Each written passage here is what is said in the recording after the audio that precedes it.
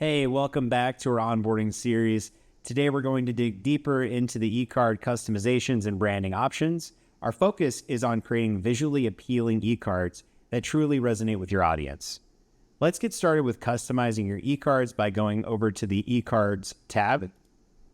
Then let's click the Add eCard button. Now, when you open the eCard builder, you'll notice a panel on the left side with several tabs, like the templates tab that's selected by default, and then you've got details, branding, widget options, merge tags, and more. We're going to go through each one of these as we dig in. Now on the right, you'll see the eCard preview panel. This shows you how your eCard looks as you make edits and changes. So let's go back over to our left side panel. And the first thing that came up, of course, was the templates for you to choose from. And you can also start from scratch. If you want to skip the templates, you can just go over here. You can upload an image directly. It can be a JPEG, animated GIF, or PNG. And you could upload something from Photoshop or Canva or whatever assets you have. You can just upload them right here. But for the purpose of this demo, let's go ahead and select. So let's pick this birthday card. All right, the cover image is selected, and of course we can edit that with our image editor. And I can come in here and I can edit the text. For instance, just like this. I can then add stock photos. I could actually just completely start over with a new template, but you can add text to it. You can add shapes and stickers.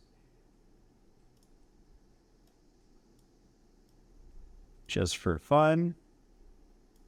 And you can go ahead and save your changes. You can always go back and make changes later. And so we've got our card.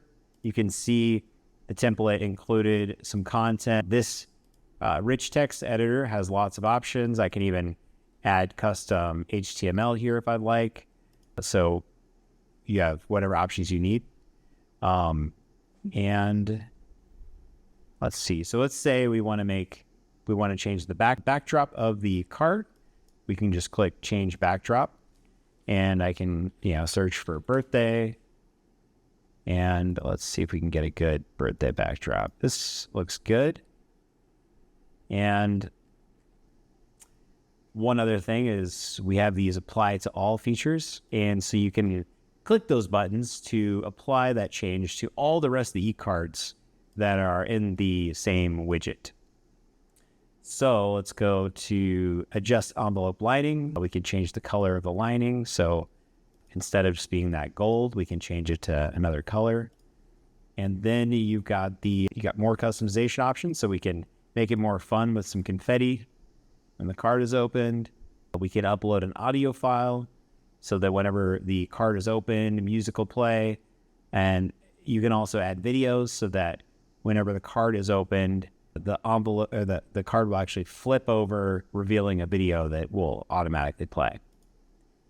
So that covers the animated eCard. And then you also have the simple eCard, which is just really basic. This will be delivered to your inbox and displayed, whereas the animated card, when the recipient receives the email, they'll click the envelope.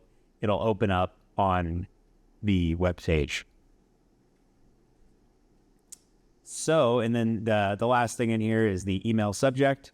It does have a merge tag, which the merge tag will be replaced whenever the recipient or the sender sends the card. In this case, this merge tag, which is sender's name, would be replaced with the sender's name. So if the sender's name is Bob, it would change to Bob sent you an eCard and that kind of thing. And you can see we have more merge tags available here, and these can be used in your content. On your page, we have one for your personal message. So if you just want to add the personal message text in here, you can. If you do, it'll get rid of this box that we have. Or if you want to move the box, you can use that too. So you can move it above the content if you like. So for instance, if I go copy this and I go in here and I paste in, now you can see that box moved from down below to up here. Or if I change it to just text, so now you can see this personal message, copy, is now displayed in the actual body of the text. And I can go and I can grab the sender's name and I can put that in there too. I could say sender's name left you a message, and then I can, fold that as well. So you have lots of options and flexibility. Okay, so now let's take a look at the branding tab. All right, so now let's take a look at the branding tab. Here, you can have multiple brands. I'm just going to have one right now. And what's great about that is you can have a brand, apply it to multiple cards, and then make changes to them in one place, and those changes take effect across all of your cards. So here we can add a logo. So I'm going to go ahead and add my logo here. And now there's my logo that shows up at the bottom. I can change the logo background. Let's do like a light gray. And then I can also change the body background if I want. So yeah, you can then adjust if you want to increase or decrease the font size. And you can also add a link to your logos. If you want to link it to your website, you could do that. And you can also add your social media links, and you can see those icons will show up there.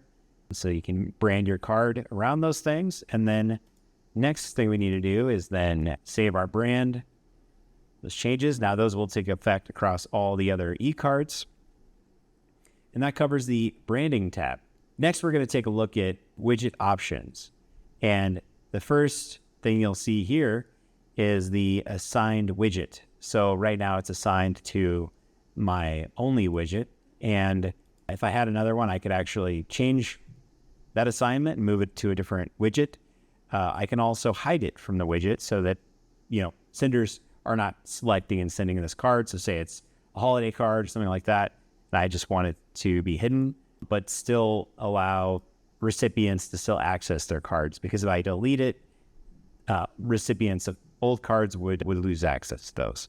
So you can just hide it if you like. You can also use the redirect sender after the card is sent. So when the sender fills out the form, they send the card. If you include a link, they'll be redirected. So you can redirect them to a custom thank you page if you want, or you can just leave it empty. And then you have the widget cover thumbnail, which overrides the main cover image thumbnail in the widget. So when the sender is selecting their card, you would display a thumbnail there, a custom one, and it would be different from the actual cover image that displays in the card.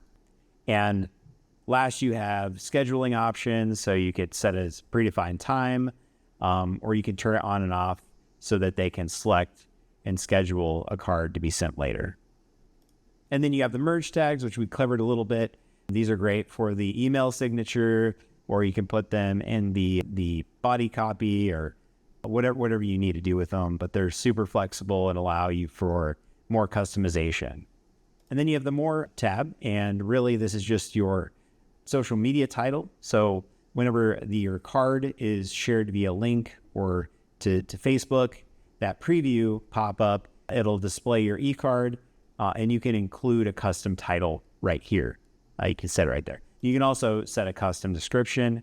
The description will display below the title in the eCard form, but it'll also display when shared on social media.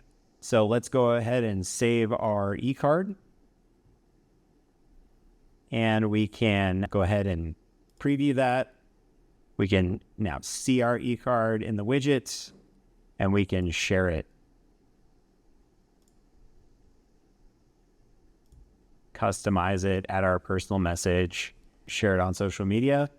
And for our next video, we're going to dig into all of these widget features. So check that one out.